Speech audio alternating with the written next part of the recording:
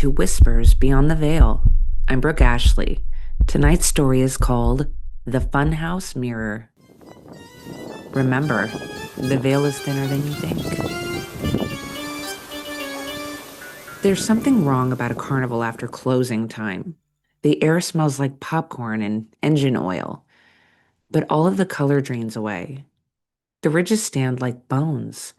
The laughter lingers, but it's thinner, like trying to remember how it used to sound. I wasn't supposed to be there. The place had shut down 3 summers ago after an accident. A girl vanished inside the funhouse mirror and was never found. But that's what happens when you make your living chasing ghosts and rumors. Curiosity doesn't sleep, and neither did I. The entrance gate was rusted open just enough to slide through. A sign still hung crooked on the archway. Funhouse of Mirrors. See yourself as others do. That part hit different, standing there alone in the dark. The first room smelled like dust and sugar. Weird combination.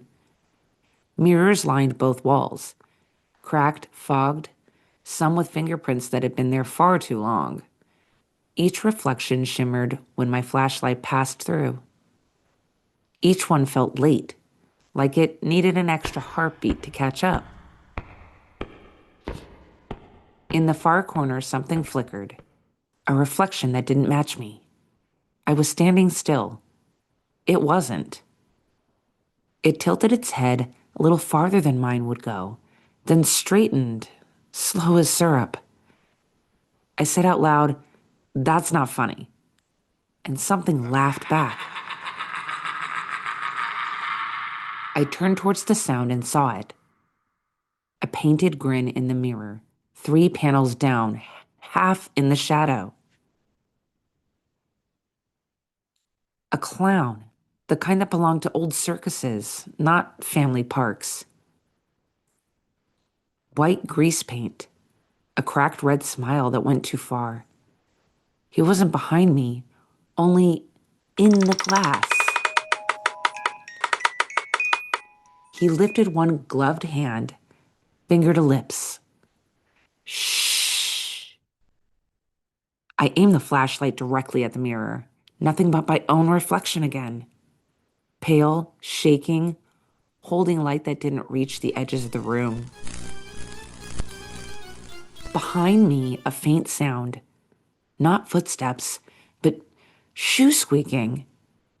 On linoleum. Long strides, slow rhythm, heel, toe, squeak. "Who's there?" I called. My own voice answered from somewhere inside the maze. "Who's there?" Identical tone, identical tremor. I ran my fingers along the wall looking for the exit.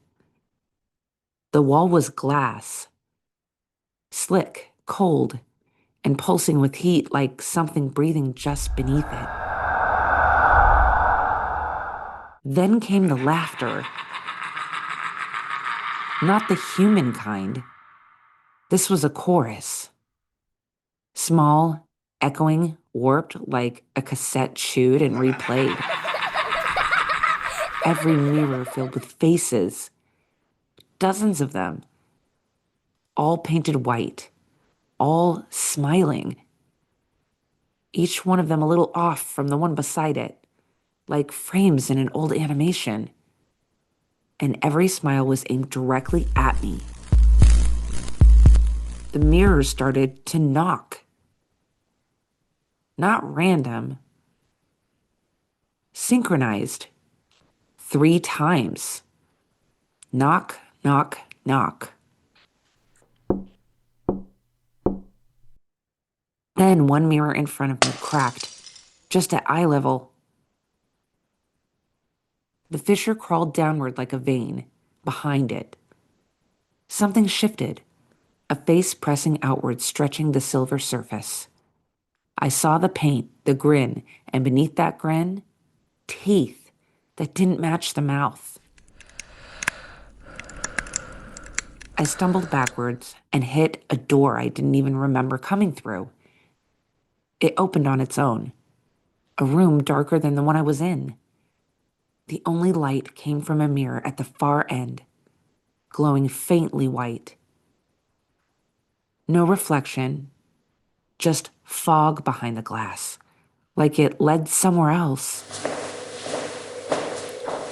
A handprint appeared on the inside of that glowing mirror. 5 fingers, 2 long.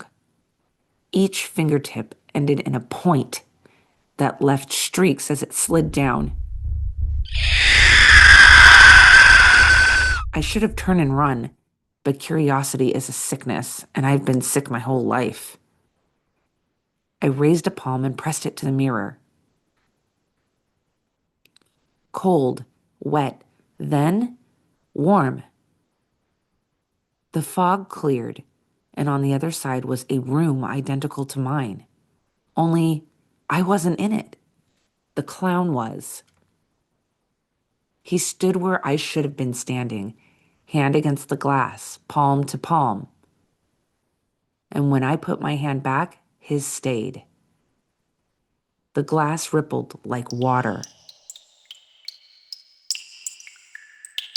The air behind me changed. A sweet chemical smell like cotton candy left to rot. I turned around slowly. Every mirror in the room now showed the clown, not me. Hundreds of him, with all their hands pressed against the inside of the glass, all laughing without a sound. Then one, only one, moved wrong. His head turned too fast, snapping sideways like a marionette. And I felt his hand on my shoulder, skin cold, gloved, real. I didn't look. I ran, but every turn ended at another mirror. Every reflection showed me older. 10 seconds, 20 seconds, as if the maze was recording me and playing me back just ahead of time. When I finally found the exit curtain, it was nailed shut. Behind me, the laughter stopped. The silence pressed down so hard my ears rang. Then, from right beside my ear, a whisper, perfectly calm. Smile for me.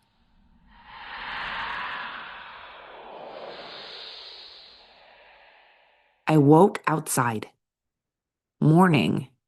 Carnival empty again. No flashlight, no bag. Just my reflection in a broken ticket window, pale, tired, and smiling. I tried to drop my face back into normal, but the muscles wouldn't listen. The corners of my mouth stayed up until it hurt. I drove home without the radio on. Every storefront window I passed showed that same fixed smile. Sometimes when I talk now, I hear a faint echo, like someone laughing, half a beat late. And on nights when the power flickers, mirrors in my house brighten just for a second. And behind my reflection, I see a shape waiting. White face, red grin, hand raised in a wave that I never returned. Remember, the veil is thinner than you think.